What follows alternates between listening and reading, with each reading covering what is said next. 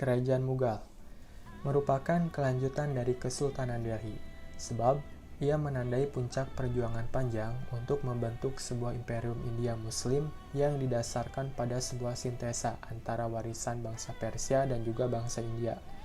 Kerajaan Mughal ataupun Mughal ini didirikan oleh Zahiruddin Muhammad Babur pada tahun 1526 sampai 1530 Masehi, salah satu dari cucu Timur Leng. Ayahnya Umar Mirza, penguasa Fergana. Babur mewarisi daerah Fergana dari orang tuanya ketika ia masih berusia 11 tahun. Ia berambisi dan bertekad akan menaklukkan Samarkand yang menjadi kota penting di Asia Tengah pada masa itu. Setelah Kabul dapat ditaklukkan, Babur meneruskan ekspansinya ke India. Kala itu Ibrahim Lodi, penguasa India, dilanda krisis sehingga stabilitas pemerintahan menjadi kacau. Alam Khan, paman dari Ibrahim Lodi, bersama-sama berdaulat Khan, Gubernur Lahore, mengirim utusan ke Kabul, meminta bantuan Babur untuk menjatuhkan pemerintahan Ibrahim Lodi di Delhi. Dengan demikian, berdirilah Kerajaan Mughal di India. Nah, jadi Kerajaan Mughal ini merupakan warisan kebesaran dari Timur Leng dan bukan warisan keturunan India yang asli. Meskipun demikian, dinasti Mughal telah memberi warna tersendiri bagi peradaban orang-orang India yang sebelumnya identik dengan agama Hindu. Yang kedua adalah strategi dan juga kebijakan dari pemerintahan Kerajaan Mughal. Yang pertama adalah Raja dari Zahiruddin Muhammad Babur, yakni pada tahun 1526 sampai 1530 Masehi. Ia merupakan raja pertama sekaligus pendiri dari Kerajaan Mughal India ini. Masa kepemimpinannya digunakan untuk membangun fondasi pemerintahan. Awal kepemimpinannya, Babur masih menghadapi ancaman dari pihak-pihak musuh, utamanya dari kalangan Hindu yang tidak menyukai berdirinya Kerajaan Mughal.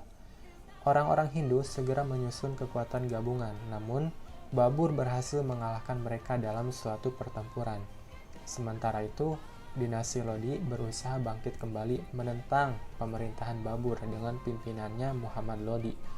Pada pertempuran di dekat Gogra, Babur dapat menumpas kekuatan Lodi pada tahun 1529 Masehi.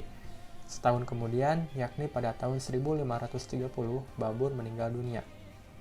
Yang kedua adalah Humayun, tahun 1530 sampai 1556 Masehi. Sepeninggal Babur, tahta kerajaan Mughal diteruskan oleh anaknya yang bernama Humayun ini. Humayun memerintah selama lebih dari seperempat abad.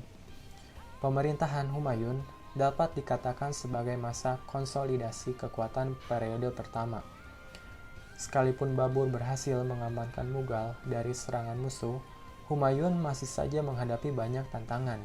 Ia berhasil mengalahkan pemberontakan Bahadur Shah, penguasa Gujarat yang bermaksud melepaskan diri dari Delhi.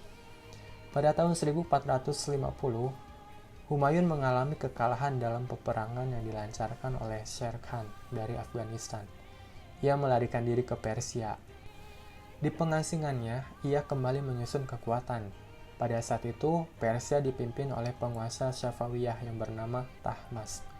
Setelah 15 tahun menyusun kekuatannya dalam pengasingan di Persia, Humayun berhasil menegakkan kembali kekuasaan Mughal di Delhi pada tahun 1555 Masehi. Ia mengalahkan kekuatan Han Shah.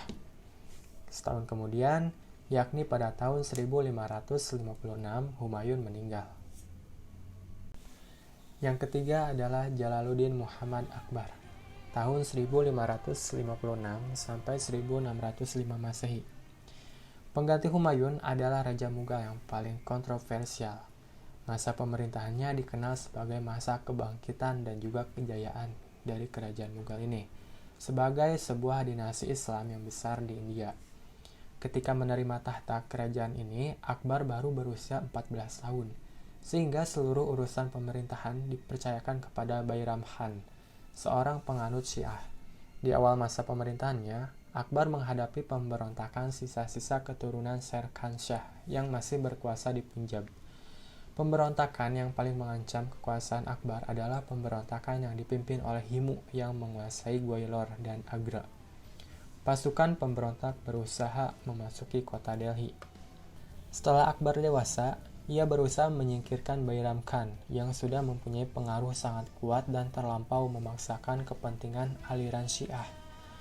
Bairam Khan memberontak, tetapi dapat dikalahkan oleh Akbar di Julandur tahun 1561 Masehi. Setelah persoalan-persoalan dalam negeri dapat diatasi, Akbar mulai menyusun program ekspansi. Keberhasilan ekspansi militer Akbar menandai berdirinya Mughal sebagai sebuah kerajaan besar. Dua gerbang India, yakni kota Kabul sebagai gerbang ke arah Turkistan dan kota Kandahar sebagai gerbang ke arah Persia, dikuasai oleh pemerintahan Mughal. Menurut Abu Su'ud, dengan keberhasilan ini, Akbar bermaksud ingin mendirikan negara bangsa. Maka kebijakan yang dijalankannya tidak begitu menonjolkan spirit Islam, tetapi bagaimana mempersatukan berbagai etnis yang membangun dinasinya. Keberhasilan Akbar mengawali masa kemajuan dari kerajaan Mughal di India ini. Yang keempat adalah Jahangir, tahun 1605 sampai 1627 Masehi. Kepemimpinan Jahangir yang didukung oleh kekuatan militer yang besar, semua kekuatan musuh dan gerakan pemberontakan berhasil dipadamkan, sehingga seluruh rakyat hidup dengan aman dan damai.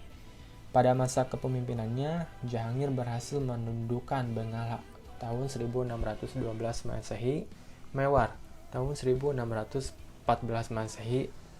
Usaha-usaha pengamanan wilayah serta penaklukan yang ia lakukan mempertegas kenegarawan yang diwarisi dari ayahnya, yaitu Akbar.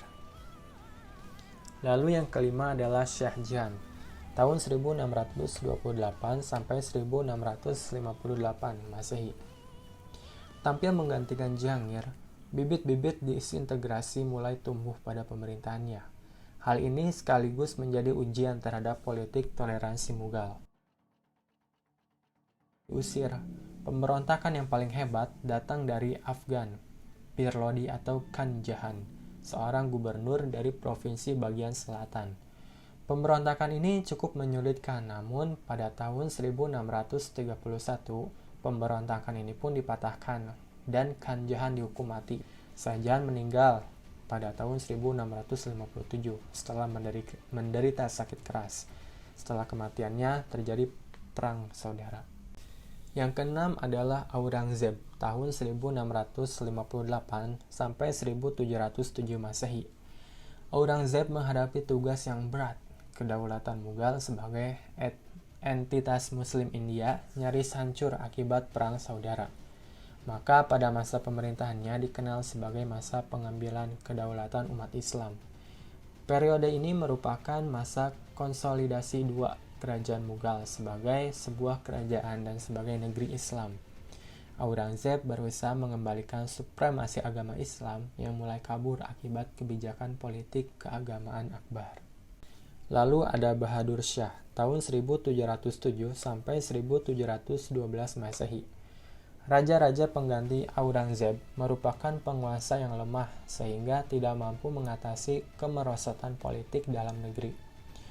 Raja-raja yang sesudah Aurangzeb mengawali kemunduran dan kehancuran kerajaan Mughal.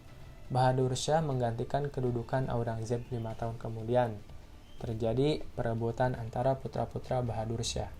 Jahendar dimenangkan dalam persaingan tersebut dan sekaligus dinobatkan sebagai Raja Mughal oleh Jenderal Zulfikar Khan. Yang kedelapan adalah Jahendar, tahun 1712 dan sampai 1713 Masehi. Pada masa pemerintahan Shah Alam, tahun 1760 sampai 1806 Masehi, kerajaan Mughal diserang oleh pasukan Afghanistan yang dipimpin oleh Ahmad Khan Durrani. Kekalahan Mughal dari serangan ini berakibat jatuhnya Mughal ke dalam kekuasaan Afgan. Shah Alam tetap diizinkan berkuasa di Delhi dengan jabatan sebagai Sultan Akbar II. Dan raja yang terakhir adalah Bahadur Shah tahun 1837 sampai 1858 Masehi. Bahadur Shah II ini pengganti Akbar II menentang istri perjanjian yang telah disepakati oleh ayahnya. Hal ini menimbulkan konflik antara Bahadur Shah dengan pihak Inggris. Bahadur Shah, raja terakhir kerajaan Mughal, diusir dari istana pada tahun 1885 Masehi. Masa kejayaan Kerajaan Mughal ataupun masa keemasan. Selama masa kejayaannya, Kerajaan Mughal menguasai wilayah yang amat luas. Kerajaan ini juga merupakan produsen rempah-rempah gula, garam wol, parfum, dan aneka produk lainnya. Di bidang pendidikan dan pengetahuan, Mughal juga mencapai prestasi yang gemilang. Bangunan seperti madrasah, masjid, dan perpustakaan tersebar di wilayah kekuasaan Mughal. Di era kekuasaan Sultan Akbar, dinasti Mughal mewariskan berbagai bangunan penting seperti bangunan masjid dan istana di kota Agra. Pada tahun 1636, Sultan Shah Jahan berhasil menguasai dua kerajaan penting, yakni Ahmadnagar dan Bijapur. Shah Jahan membangun makam Mumtaz Mahal yang berarti mutiara istana pada tahun 1631 sampai 1648 Masehi dengan melibatkan 20.000 pekerja.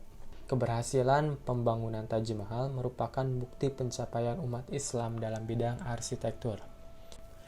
Sepeninggal Aurangzeb pada tahun 1707 Masehi, kerajaan ini mulai mengalami kemunduran. Meskipun tetap berkuasa selama 150 tahun berikutnya, masuknya Inggris ke India membuat kerajaan Mughal melemah.